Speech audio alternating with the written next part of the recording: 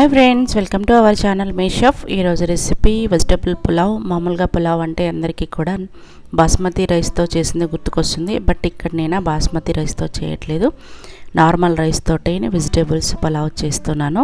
చాలా టేస్టీగా ఉంటుందండి. మరి లేట్ చేయకుండా దీని యొక్క తయారీ విధానం చూద్దాం.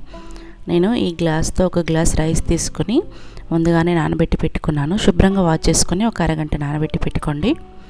తర్వాత వెజిటేబుల్స్ అన్నీ కూడా కట్ చేసి పెట్టుకోండి. ఆలు, క్యారెట్, బీన్స్, పచ్చిమిర్చి, పుదీనా, కొత్తిమీర, అలాగే ఒక టమాటా, ఒక ఉల్లిపాయ తీసుకొని పొడిగా కట్ చేసి పెట్టుకోండి. మసాలా దినుసులు తీసుకోండి. లవంగాలు, యాలకులు, బిర్యానీ ఆకు, దాల్చిన చెక్క, సాజీరాన్ని తీసి పెట్టుకోండి. తర్వాత స్టవ్ ఆన్ చేసుకొని ఒక గిన్నె పెట్టుకొని 3 టేబుల్ స్పూన్ల నూనె పోసుకోండి. నూనె వేడెక్కిన తర్వాత మసాలా దినుసులు అలాగే పచ్చిమిరపకాయలు వేసి వేయించుకోండి.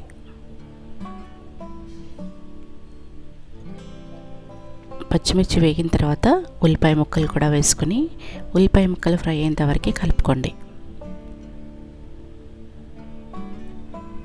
ఇవన్నీ కూడా ఫ్రై అయిపోయిన తర్వాత మిగతా వెజిటబుల్స్ వేసుకోండి. క్యారెట్, బీన్స్ అన్నీ కూడా కొంచెం తీసుకోండి, 1/2 కప్ తీసుకొని వేసుకోండి.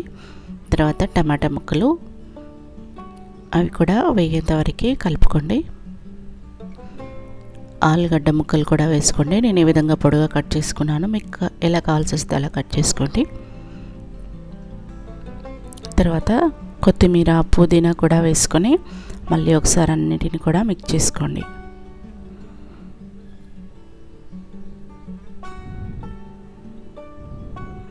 ఇప్పుడు ఇందులో రుచికి సరిపడినంత ఉప్పు వేసుకోండి. ఉప్పు వేసి మళ్ళీ ఒకసారి మొత్తం అంతా కలుపుకొని మూత పెట్టుకొని వెజిటబుల్స్ అన్నీ ఉడికేంత వరకు ఉడికించుకోండి. 60 to 70% ఉడకాలి. చూడండి, ఆలు ముక్కలు కట్ అయ్యాయి. సో ఈ విధంగా ఉడకాలి.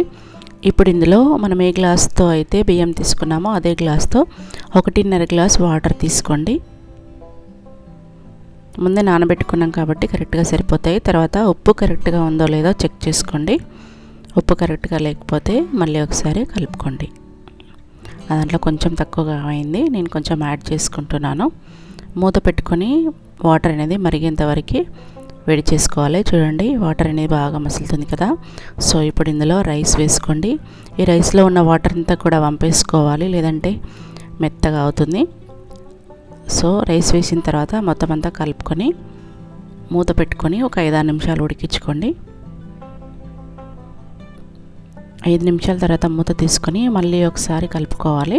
మధ్య మధ్యలో కలుపుతూ ఉండండి.